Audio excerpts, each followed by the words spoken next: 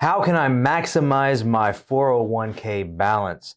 Hey folks, welcome back and thank you for joining us. Welcome to Retirement Roadmap with MasterPlan Retirement Consultants. My name is Evan and with me as always, retirement planner Mark Fricks. During this show, we're going to look at how you may be able to boost your 401k balance and how it may fit in with your overall retirement plan. Mark, a vast majority of Americans in 2025 have what we call tax deferred money. A lot of that in 401ks, IRAs, things like that. It's a pretty considerable amount of their assets.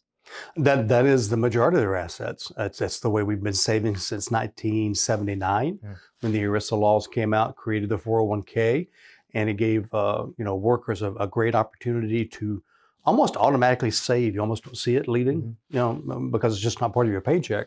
Kind of the same way we pay taxes, right? Right. But it's less painful. And then, of course, if a company matches, it's free money. So, yeah, it's been a great way to accumulate money. It's in the market. Markets grow over time. The pushback or the negative is, of course, you've got taxes as it comes out. But still, it's a great tool, and the more you can do with that, the better. Yeah, when they came out in 1979, early 80s, they started rolling them out, doing away with more pensions, putting more of the responsibility on the employee versus the employer with pensions. They didn't put too many people through classes or hand them a handbook of 401ks and or anything else like that. You tell the story all the time. You didn't know what you were picking when they introduced this new fangled 401k. We don't get training as employees on how to invest or even what the rules are. And we still don't. They didn't in the beginning, and they don't now. And so people are playing in the market, to use probably not the best word in the world, but they're playing in the market with very little knowledge. Right. And so, as you said, I've told the story very quickly. I think it was 1981, my first corporate job. And they came in after I'd been there 6 months and said, "Hey, you can open a 401k." And I said, "Great. What is that?" And they didn't really know. The HR department, they're just like, "Well, you just choose an amount of money to put in there. We're going to match this much. And then you just need to pick some mutual funds." I said, "Oh, perfect. What's a mutual fund?" And so it's just really blindly entering the market and not knowing how to maximize it, which we're going to talk about today, how much to put in there. And then, of course, when I got my next job, if I remember, I think I ended up spending what was in there. I wasn't educated about it and how to handle it. Yeah, you don't know, especially when you're young in your 20s. It happened to me, and I had some bills I needed to pay. I wasn't earning a bunch of money. My income was super low, starving artist, early 20s, and I saw my bills piling up, and I saw, a couple $1,000s in a 401k. Like, hey, let's just do this. I'm young, no big deal. But once all was said and done on that phone call, on that withdrawal, seeing how much came out, wasn't even fully vested, the amount that was in there versus what ended up in my And you had no idea. And I had no idea I was going to do it. I had no idea. You're like, "I can pay all my bills." And then when you get your money, you're like, "I can pay 2 of my bills." That's right. Whatever it may be. So, again, lack of education. And that's true in a lot of different areas of retirement planning. We work with a lot of federal workers, and they're not educated about their system and their pension and how their stuff works, which is why we teach so many classes for federal workers, both online. By the way, if you're a federal worker, visit the website, masterplanretire.com, look under events, and it will talk about upcoming classes for that, and of course, everything else we teach as well. So starting out, to maximize your 401k, first of all, don't stop auto enrollment. Many employers start you at 3%.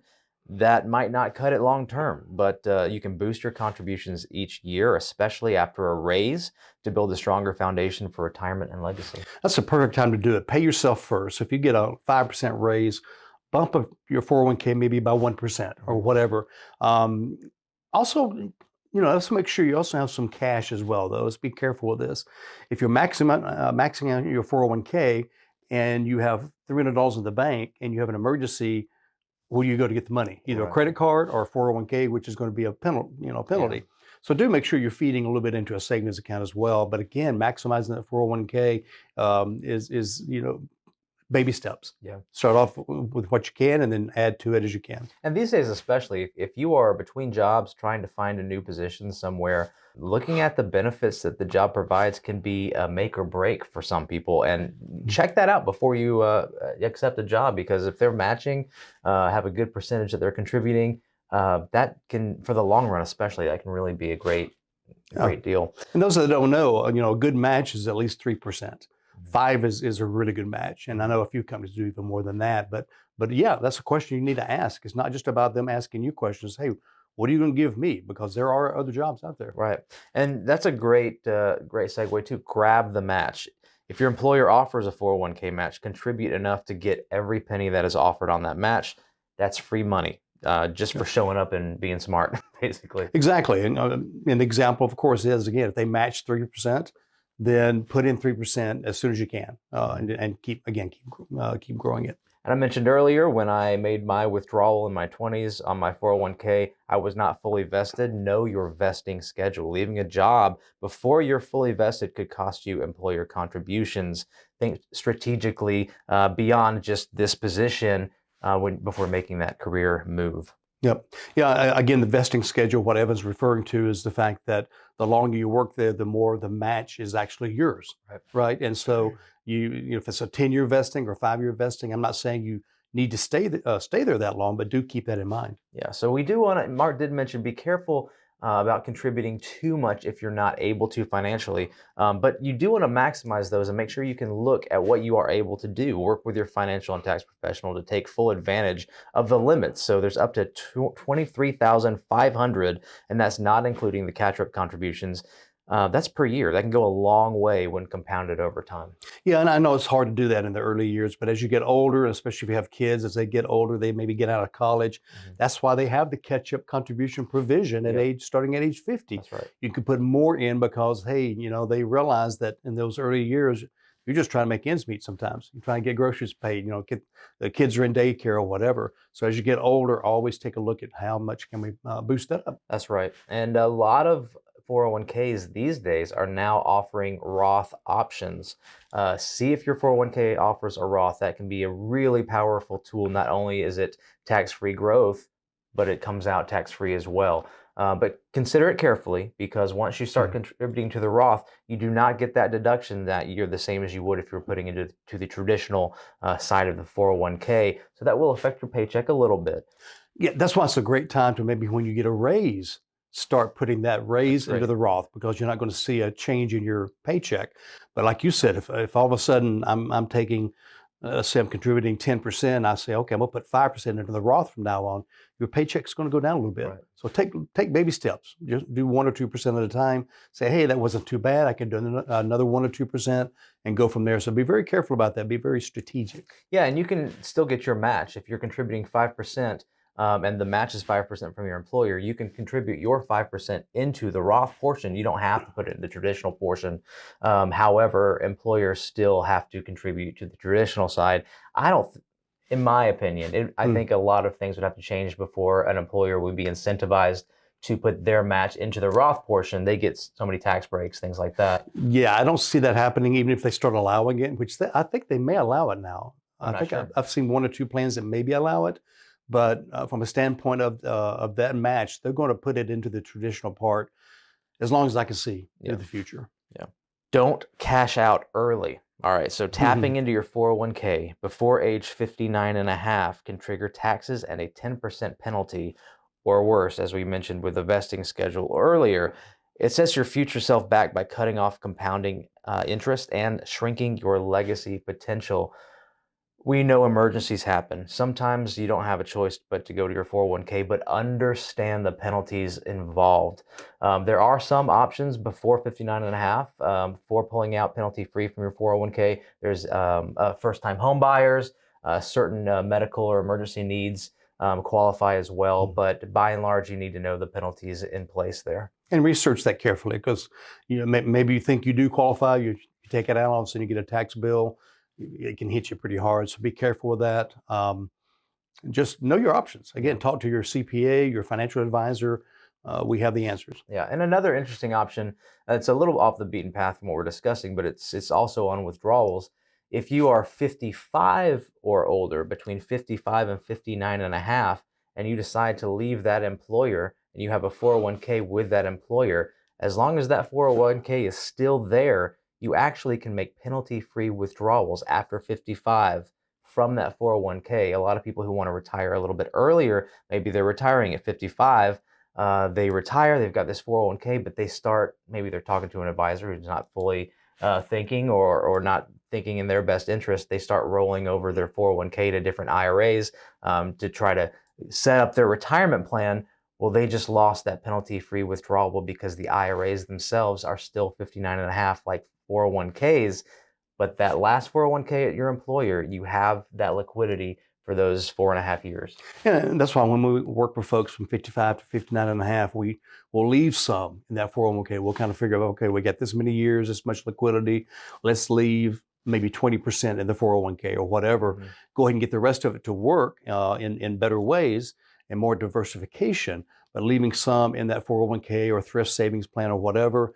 And again, I've seen so many advisors that I've had to come behind and kind of clean up messes Mhm. because they rolled the whole thing over because they wanted to make the money on it or get the commissions on it or get the management fees on it or Or whatever, just made a mistake. or just didn't wasn't know. thinking. Just didn't know. And Yeah. that's where, it's good to work with people that have been around a while, know all these rules, and make sure they're, again, in your best interest, a fiduciary. Yeah. Now, speaking of leaving that job, roll it over, don't start over. So if you change jobs, a direct rollover into an IRA or a new 401k helps you avoid taxes and penalties while keeping your retirement savings on track and growing. Yeah, I don't like leaving a 401k at an old company. And I typically like, and again, every situation is different, but you're better off in most cases having somebody take a look at it. And it may be in your best interest to roll the majority over into a private personal IRA because the world is your oyster. In a 401k, you're limited to 10, 20, 30, 40, 50 mutual funds. In the world, you're unlimited. I mean, Yeah. there's so many things, as I talk about in class. You can buy a rental house in an IRA. Mhm. You can't buy a rental house in a 401k. You can buy precious metals physical in an IRA. You can't do that in a 401k. You can get actively managed portfolios of individual stocks in an IRA. Most of the time, you can't get that in a 401k. So it does open up the world. But again, it's not always, hey, let's do it all. Let's do a portion. But when you change jobs, make sure you have somebody take a look at that is a fiduciary again and see what is in your best interest. That's right. And big one, watch those fees. High fees can quietly eat away at your growth. Review your options again with a financial professional.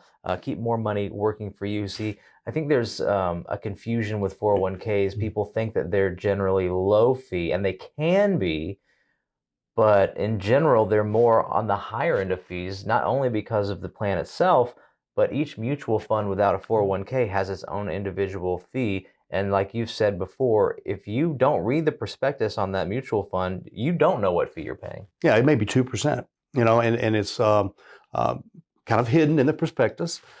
Studied done, I think about 5 years ago, determined that 401ks on average were some of the most expensive investment vehicles. And again, we want to use them because of the match and everything else and the automatic contributions. But again, they can be pretty expensive. You start looking at those individual mutual funds, a nice international fund, 1.75% is coming out. You just don't see it. It's inside that fund. And so people come in and say, no, I'm only paying $25 a quarter as a fee or what? I say, hey, let's take a look at that and see Yeah. for sure. And it doesn't mean that a high fee mutual fund is bad for you. It kind of depends on what its track record is, what you need as far as diversification. But just keep in mind, you are paying a higher fee for something that is not actively managed. Right, right. And again, that's the benefit of many times moving some of that 401k into IRAs, either when you change jobs or get a certain age or leave a company. Yeah, and I like that too about the international funds or something that might be a little bit more robust. Diversify smartly. Don't fall into home country bias. Spread your investments across asset classes, tax treatments, styles, and global markets. Real diversification happens inside the portfolio, not across brokerages. And be careful if you work for a company that has an option to buy their stocks. I'm not saying it's good or bad, but I've seen some people come in here and 90% of their 401k would be in their company stock. And I can understand the feeling of, this is my company and I know it's strong and we have good workforce or whatever. But no company is perfect. And there's a changeover. If you look at the Dow Jones over the last 100 years, every 20 or 30 years, there are some different companies in there. Ones that have entered it, ones that have failed. I mean, you look at the GEs and companies, big, huge companies that were too big to fail, that failed, or at least certainly dropped in value. So, as you said, diversify, including your company stock as Yeah, well. yeah, we see that around here a lot. We've got a lot of big companies in Atlanta. We've seen a lot of folks with Coca-Cola 401ks, Mhm. and they have a ton of positions in Coke. And fortunately, Coke's a relatively healthy company, Mhm. especially the last few years. But that's the opposite of diversification. That's all your eggs in one Yeah. basket. So yeah, be careful on that, and that can be hard too. You have that loyalty to your company. You put it in for years and years. People, maybe this is you or maybe this sounds strange to you, but people really do have an attachment to those Yeah. shares, especially after years and years, they have that built-in loyalty. It can be really hard to pull the trigger. Then on the other hand, some people are like, it's time to retire. Get rid of it all. We're getting out. So yeah, just keep that in mind. I don't know how many people remember Enron. Enron, Mhm. this has been many years ago, and I don't even remember all the details at this point. But a company was so large, too big to fail. A lot of those folks, in fact, I think they had pensions with them as well. A lot of the pensions failed. Their stock price, they went away. Mhm. And these people were just devastated. I think that happened with another tech company, I don't know, 15 years ago, that had split off from, I think, Bell South or when the breakup came about maybe 20 years ago. But again, no single company is perfect, and just diversify. Right. Plan for RMDs. Now, if you're younger and you're just trying to figure out how to maximize your 401k, maybe you're not even thinking about RMDs at this moment, but required minimum Mm. distributions once you turn 73 for most people right now. If you're younger, it's more likely when you're 75, but you're required to take distributions. That's from 401ks and IRAs, and there are some tricky things with that as well to consider. You can't aggregate all your IRA RMDs. You cannot do that with 401ks. Each 401k has its own RMD. You can't take the full amount from another 401k and expect the other to be covered. You got to plan for that. And not only to make sure you're taking them, but consider the tax implications as well. Yeah, it adds to your taxable income, of course. That's why we love the Roth. Mhm. No RMDs on that. So if you don't need it, you don't take it. And so you just let it grow tax free. And when you do need it, it comes out tax free. So even if there was an RMD, at least it's tax free, but not an RMD until you pass away and or your spouse is gone as well. Then whoever inherits it will have to pay, take it out over a 10-year period. That's right. But still, it's tax free. That's right.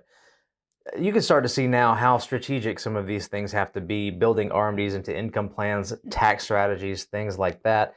We do that every day with our clients, and much more. We have to figure out how all of these money retirement aspects fit together, because we know if you make a change in one area, it's going to inevitably affect other areas. If you're interested in discussing your own retirement, folks, go to our website, masterplanretire.com, or give us a call, 770-980-9262.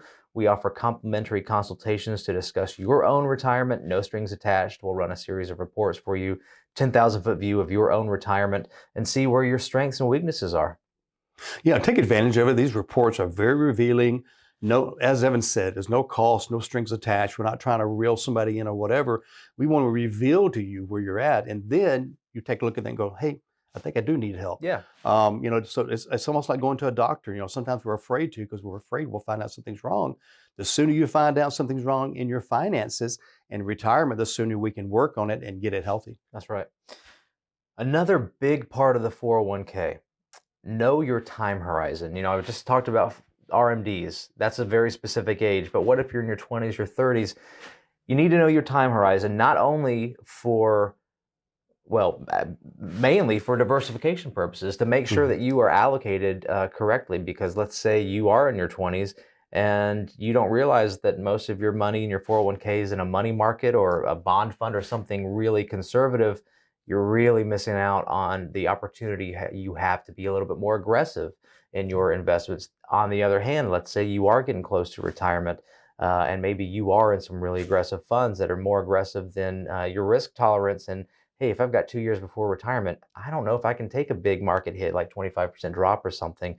Know your time horizon, know your risk tolerance. Well, we know bear markets happen on average every 5 years. So a bear market is a 20% or more drop in a major index, Dow Jones, S&P 500. And so if that happens every 5 years, it could be in 3 years. It could be in 7 years. Even if it's not a bear market, it could be a correction, which is 10% or more. Mhm. So if you're a year away and you lose 25% of your 401k, you're probably not retiring in a year and a half. You're probably gonna have to work a while longer. So again, if you're working with someone, or this is something we do every day, as we can either manage a 401k or at least take a look at yours once a quarter or whatever, and say, we need to kind of lighten up on this, or hey, we need, you're 25 years old. We need to be more aggressive, or whatever it may be. So this is not a general recommendation, just kind of more of a general statement. Be careful with that time horizon, as Evan pointed out. Really important. Your 401k does not live in a vacuum. It is not in its own bubble. You need to start looking at your 401k of how, not that your 401k is your retirement plan, because a 401k is not a retirement plan. It is an account meant for retirement. How does your 401k fit within your retirement plan? Just as Mark said, we have clients who sometimes we roll over their 401k. Maybe they're not at that point yet, and so they still have a 401k and then some outside accounts, IRAs, Roths, insurance products, whatever. All of those are tools. So if you are setting up your retirement plan, understand how your 401k fits with your other buckets. Just a real quick example would be, maybe you have an opportunity to be more aggressive with some of these buckets over here. That's maybe actively managed, aggressive portfolio. They're trading whenever they need to. And maybe your 401k, you're using that as maybe your more moderate or your more conservative. Just it goes per client. It could be different for anybody, but understand how it fits within your overall retirement plan. Absolutely. And again, how much to leave in there, how much to roll over, when do you roll it over? Again, I do not like rolling over a 401k plan to a new company 401k plan. So get help with that. I'm not saying it's always wrong, but it's typically not a great idea. But Evan's exactly right. You've got other things going on.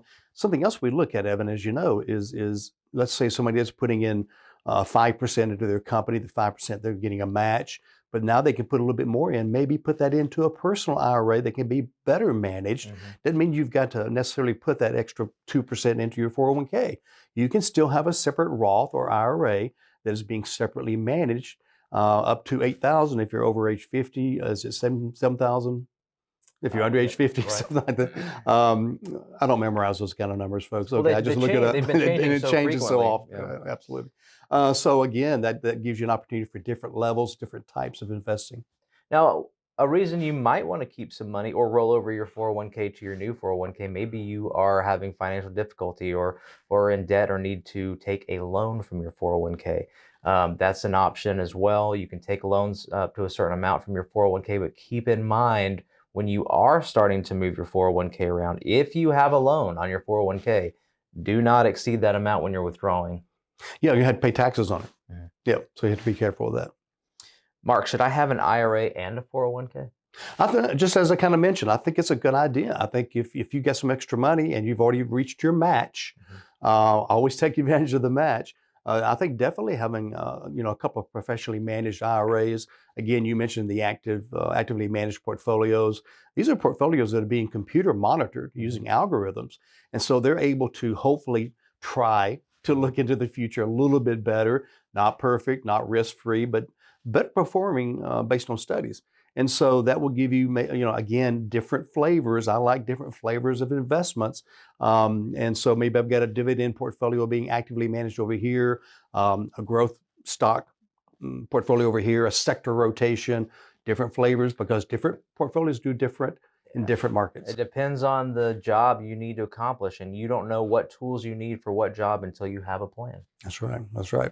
So I hope this has been a helpful show. This is, I think, good information.